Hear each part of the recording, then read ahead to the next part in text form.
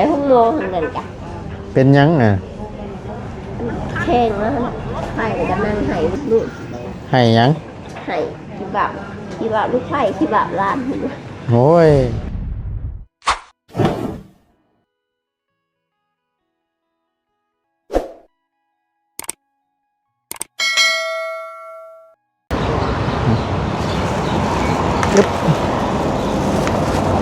น้ำบักส้มก็มะขามพี่น้องเลยน้ำบักส้มหรือว่ามะเกี้ยงนี่ก็ได้เพิ่นกินเนาะก็ได้ซื่นปากไปเดี๋ยวต้องมาตูนสิเอาเข้าไปทั้งไม่ต้องกินหนึ่งคนก้อนพี่น้องเลยบรรยากาศช่วงแรงๆเนาะเย็นมื้อนี้ก็หนาวแท้หนาวบ้าพี่น้องครับกราบสบายดีและสวัสดีเด้อพี่น้องเด้อสบายดีกันเบิดสู่คนเนาะพบเจอกันในคลิปนี้ดูนี่บ่ได้บาดนี่ตัวเย็นแท้นี่มาบันนี้กินแต่เตียงบานนี่ไปแล้วฉันบ่โอ้อยู่ในพุ่นบ่โอ้ยเนาะเปลี่ยนโต๊ะเปลี่ยนเตียงแล้วพี่น้องเอ้ย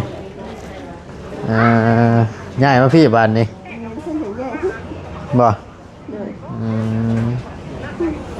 เอาก็ดีขึ้นแน่บ่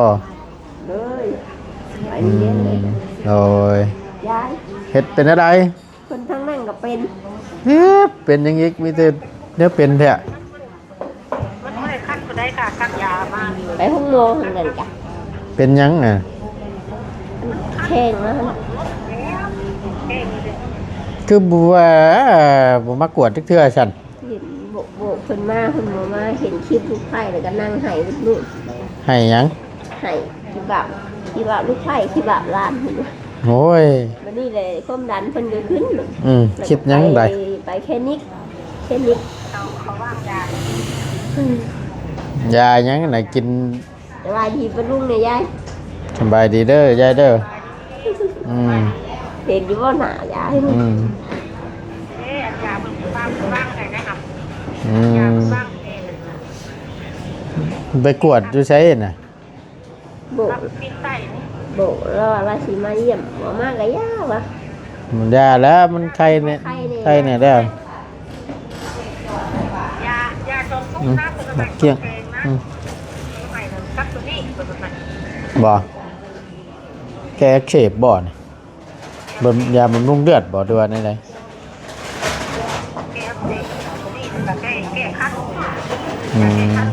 ยาก็ฉันว่ามันตีหัวใจนะยาตัดหน้าบ้านบ่ยายังเพิ่นว่าเป็นยังไงเอาไปชลาไปชุกชลาไปกวดนั่นน่ะมันสิไปพ่อบ่ใช่บอกเรามาที่นี่เราบัดมาเขาจะเยี่ยมมีซื้อเราไม่ได้อยากมากวด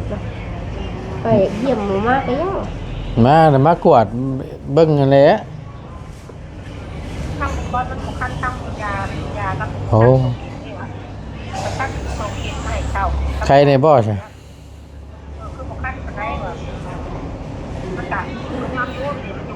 แข่งเป็นนะพี่น้องนี่นะว่าได้เลยวันเก่าเป็นนะบัดยามเป็นขึ้นกันหนาวแล้วมันขึ้นบ่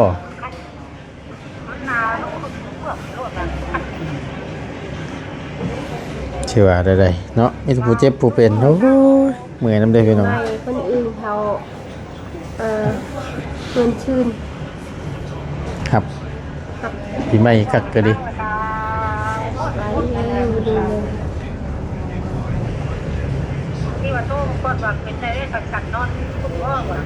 เมื่อแล้วเหรอวะก็เมื่อในบ่ายสามครึ่งเดี๋ยวเพิ่นไม่ใส่ยาให้แล้วก็มือบ่ยาแล้วเป็นยังดอกนั่นในบ้านนี้แข็งแห้งในแล้ว6 มื้อเป็นไม่ใส่เลย7 มื้อ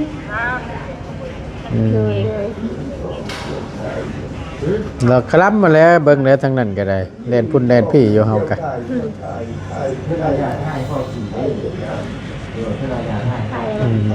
นั่งคนมานอนพี่พี่จากนอนน้ำยาล็อกบ่เป็นยังดอก แข็งแห้งนะเด้บ่ได้เป็นหยังไง ไข้เริ่ม ใช่โยจมหาอยู่นั่นแหล้วพ่อแม่ได้ไปไสบ่ซะ ให้อยู่ อ่า กินอีก อยากมานำอยากอยู่นำหั่นแหละแต่มันหนาวมันบ่มีหม่องอยู่แต่ก็ได้ให้เมื่อนอนน้ำป้า โมเมนต์โหดแล้วนะ ฮะอืม มัน นอนยาก นอนตื่นนอนยังเลย ก็สิเล่น มันเป็นห้องรวม อืมนี่ ก็เลยเอาคนมา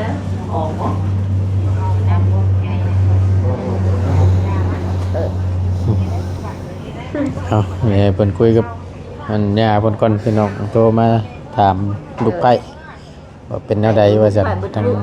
จนความดันขึ้น โอ้ยเนาะให้เฮ็ดหยัง ว่าเบิ่งคลิปลูกแล้วไปเบิ่งคลิปบ่อาจารย์อีกก็ให้อีกเพิ่นว่า อืมมา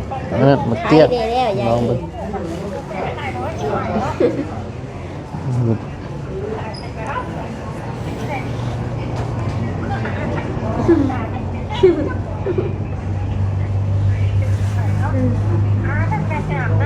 โอเค อืม เลย ได้กินอย่างนี้แล้วกินข้าว กินอย่างมันคมปาก นี่กินมักส้มนี่แนวแกะรถได้บ่แกะได้อยู่บ่ ไม่ใช่แบบแม่อยู่ นี่ชุดกระถือมาไว้ให้อยู่เปลี่ยนรถอะ จะว่ายังสักทีคนไหนใหญ่มันนอน บ่ คนว่ามันอันแบบคนนั้นขีดอันตรายเลยคนว่า อืม ความอยู่ใกล้หมอคน อืม แบบยันแบบนี้เคสอื่นไม่ฉุกเฉินนั่นนะ เข้าหั่น เลย อืมแกะกินชม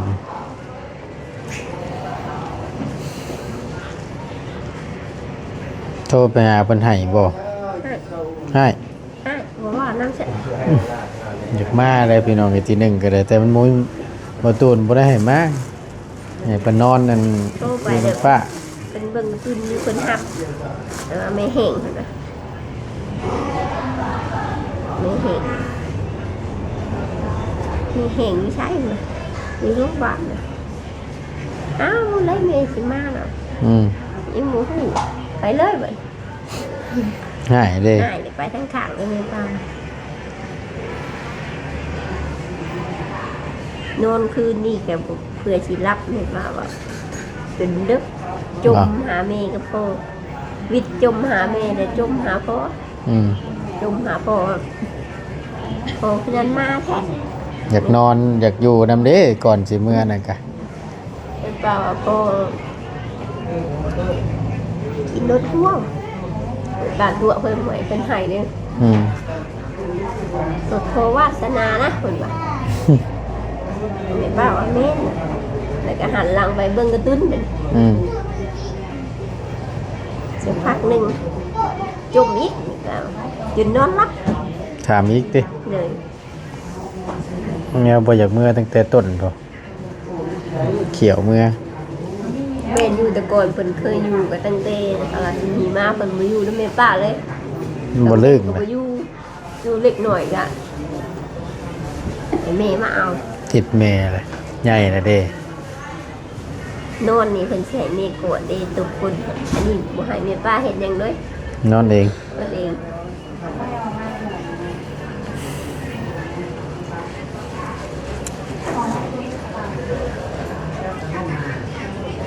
อืมเนาะก็สิกินนั่นก่อนชมนั่นก่อน มื้ออื่นเพิ่นคำว่าแบบมันยังทรงโตไปซินะแบบมันบ่มีแบบยังแบบเป็นคือคืนนี้นะใส่ยาตอน8:00 นเพิ่นว่าสิแต่ยังบ่แม่นหมอใหญ่เพิ่นดอกแยง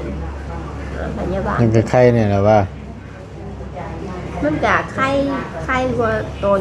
เช้ากับตอนเที่ยงอยู่ตอนเที่ยงช่วงบ่จันทร์มากอะมันก็ไข้อยู่แต่ว่านี่มันสิไข้ขึ้นมาอีกหน่อยนึง อืมใช้ยาเบิดไปจักนั่นหล แต่ อด พ นึง อไปมันใส่นี่สองหลอดแล้วก็นี่ก็หลอดหนึง3หลอดอันนี้เนี่ย กลมๆนะ แล้วก็เพิ่นใส่นี่2ส กด ลิป เขียว กับอกไปเถอะ บจะเกลือเลย มื้อนี้3เลยยังอีกแมลงอีกเทื่อนึงแล้วก็มาใส่แล้วก็มื้ออื่นก็ใส่แล้วก็อบเอามาแบบยังทรงตัวไปกินเมื่อยอยู่แบบอยู่2มื้อก็แม่นบ่คักนอน เดี๋ยวเฮ็ดได้ ไป ใช่ แต่คืนนี่มือตาบ่ขึ้นเลย ทันยะโตแนวนี้ นักแห้งอันนี้เนาะยอมว่านักไป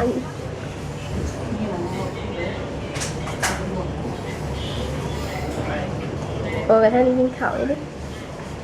กินได้พุ่นแหล้วแต่ว่ากินสิกินยังใช่เดี๋ยวสิไปหาซื้อมาไว้ให้ ระยะนี้ไม่ได้เปิด บ่ เลย พวกพัดนั่นพัดนี่ แบบแต่ มันคาลัมพวกของเย็นของมันนั่นแหละไอ้น้ำนี่หลักๆเลยก็ได้ แต่ว่าคาร่ำกับโบถือว่าคาร่ำร้ายคาร่ำได้เดียวขาดสารอาหารเห็นบ่อยแบบให้กินอยู่ในเต็มเต็มที่ประมาณ อื นี้ ม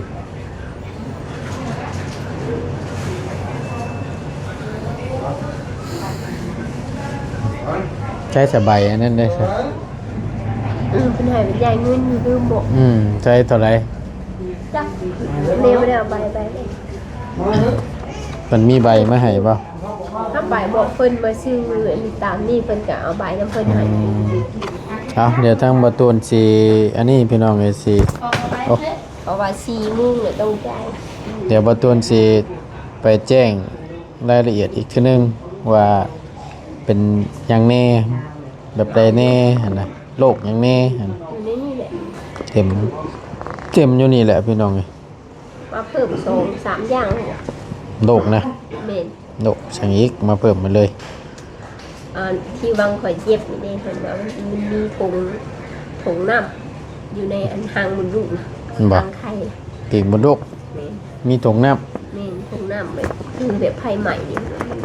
มันแบบมันย่อนเป็นตุ่มๆอะไผ่ใหม่แล้วก็ในหมักไข่ลัง2ข้างเลยจะมีนิ้ว6 cc 6 อัน cc เนี่ยเป็นว่า ำบ่ ข้างหนึง5ข้างหนึง6 นิ้วเป็นนิ้วขรัง นี่กับมันกับเวลาอันเขาเห็นหนิงนักมันกับปากอยู่เลยแต่มันหักบ่แห้งนะ บ่ ที่เย็บดีเป็นถุงน้ำอันนี้ในหมุนลูก อืม เป็นแบบโมเป็นโมบอกแต่เบิ้งน้ำมีแต่เมน พวกปอดพวกตับอยัง เลือดอะไรอะมีเลือดขาวก็ขึ้น15 อืม หลายอย่างอยู่เพราะว่าคนมันช็อกเลยดิเพิ่นเอาเลือดตอนเขาช็อกไปตรวจกันเองก็เลยขึ้นหลายอย่าง นิ้วขรังกำลังเป็น เมนก็นั่งเป็นว่า6 cc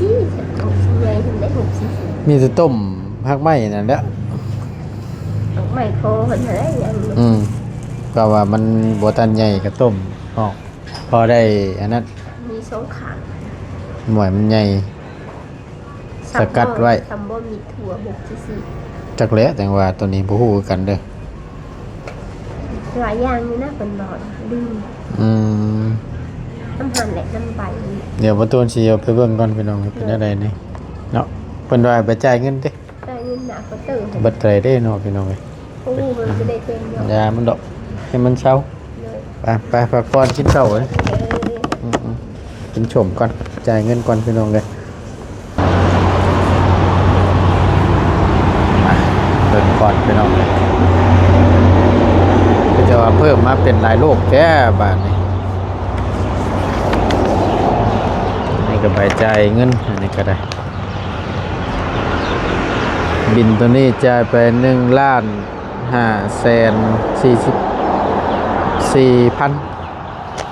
แล้วก็ตัวบอตูนจ่ายตัวนั้นอีกพี่น้องเลย750,000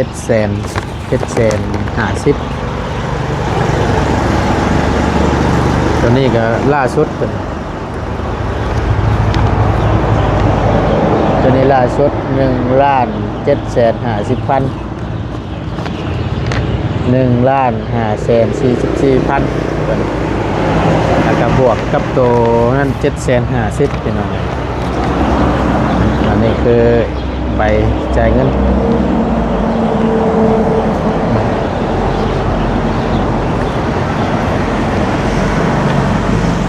40,000ในเด้อพี่น้องเด้อ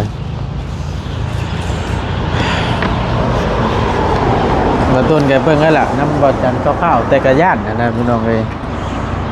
ยันพิษกดคนอีกก็ได้เบิ่งไกลๆห่างๆใบเอ็กโกเอ็กซเรย์เนาะข้าวซะพี่น้องอันตราย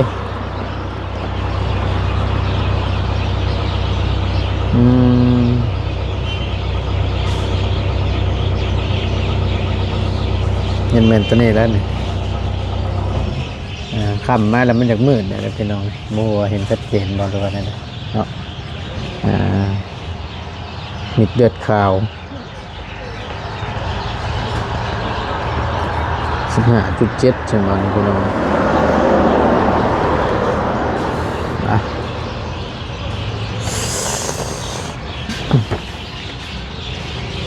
ผลกวดเยื่อหุ้มปอดเยื่อหุ้มปอดเบื้องขวาบ่มีน้ำขังเยื่อหุ้มปอดเบื้องซ้ายบ่มีน้ำขังสรุปผลกวดปัจจุบันปกติว่าซั่นตัวนี้ตัวนี้ปานนี้เท่านั้นนี่เกี่ยวเป็นเอ็กซเรย์เอ็กซแกนตัวนี้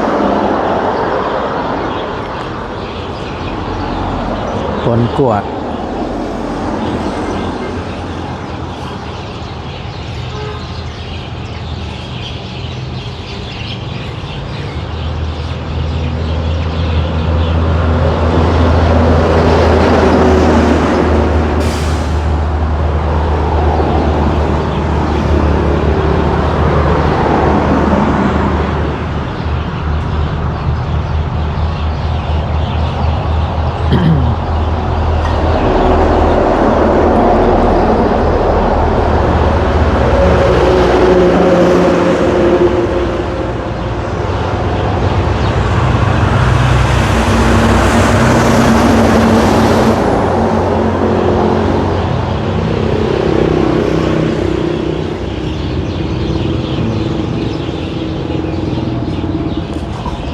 แต่เอกสารยังเกิดอยู่ที่นี่เบิดแหละพี่น้อง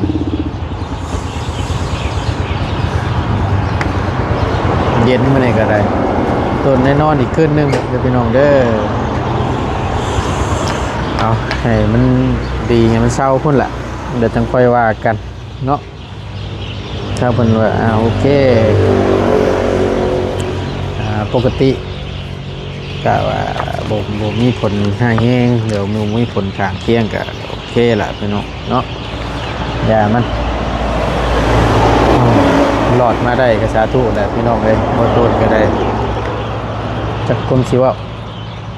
นี่แหละความเจ็บความเป็นแขนคอตุกบาดย่างเนาะตื่นมาแล้วเห็นหน้ากันก็จังว่ายั่งว่าซั่นพี่น้องเลย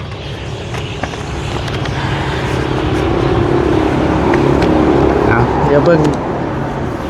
ผลสรุปอีกทีนึงพี่น้องเลยหลังจากที่ได้กลับบ้านกลับซองเนาะว่าสิบัดเท่าไร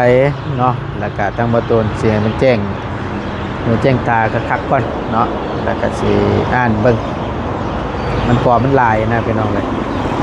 มันลายได้ย่านอ่านได้มันบ่เบิดบ่ชุดนะทีแน่ๆกับมีพยานมาเพิ่มบริษัทคือทางสหรัฐเซนีวาเมื่อกี้นี่เนาะเป็นนิ้วไขลังน้ำแน่แล้วก็มีตัวนี้ปีกมดลูกนั้นลงเจอเป็นเจ็บนะสาเหตุที่เป็นนั้นเที่ยวเป็นชื่อยามากินเที่ยวจะรักษาตัวนี้น้ำเนี่ยพี่น้องที่เป็นยาคุมระยาอันเป็นนอกยาเมื่อวานนี่เนาะแล้วก็โทษละบาทนี่ก็ตามที่ตั้งเป็นว่าจะแม่นดีพี่น้องพอดีทางตัวแม่เนาะกับตัวก็เห็นในคลิป เป็นห่วงดูตนทั้งลูกชายดูตนทั้งลูกไผ่ดูตนทั้งหลานก็มันบุรีพี่น้องเลยแต่หากว่าเป็นอย่างมากเลยคือบาปหลานนะครับยันหลานกับพ่อแม่คือว่าหลายๆพุ่นกับเขามันมากวดหรือว่ามาน้องหมอนี่แหละเป็นที่ว่าในแข้งเพิ่นนั่นแหละพี่น้องเลยอยู่ในแข้งเพิ่นที่ว่าเป็นตุ่มเป็นอย่างนั้นเพิ่นมากวดแล้วได้ซักยาว่าไข้แน่ว่าสั่นเนาะอันนั้นก็เป็นโอ้ยบ่เศร้าพี่น้องเลยจักจังไดอันยาทำมาต้นก็ได้สมบูปุ้ยจังแม่จังเมียมันพร้อมกันแต่เด็กตอนรับปีใหม่ก็ครับโคตรพี่น้องเนาะเอากะยังบ่ได้ออกเวียกของงานเด้อพี่น้องเด้อเบิ่งอาการทั้งเมียก่อนให้มันดีมันเศร้าก่อนพี่น้องเอ้ยแต่จังค่อยไปถ่ายการใช้งานเนาะกะวนเวียนแต่อยู่ห้องหมอนี่แหละทั้งบ่ต้นก็บ่ได้ไปใส่เนาะเอาจังใดก็ขอบคุณขอบใจทั้งพ่อแม่พี่น้อง FC และผู้ใหญ่ใจดีเบิดทุกท่านเด้อพี่น้องเด้อที่คอยเป็นกำลังใจให้กับบ่ต้นและสาวรัศมีโดยตลอดมาเนาะบ่ปะบ่ทิ่มขอบคุณในไลน์อยู่ดีมีแฮงเด้อพี่น้องเด้อเนาะสำหรับคลิปนี้บ่ต้นลาแล้วสบายดีพี่น้องเอ้ยอย่างนกก็ห้องเจ้าอยู่เนาะด่านน้อยก็ให้อยากมานำบ่ต้นก็ได้หมวยเพิ่นมาพี่น้องกะญาตินี่แหละมันบ่มีหม่องรับหม่องนอนยุงก็หลายเพราะยุงลำพังบ่ต้นผู้เดียวก็บ่แห้งแหละเนาะนอนบุเป็นรับเป็นตื่นพี่น้องเรียกว่าได้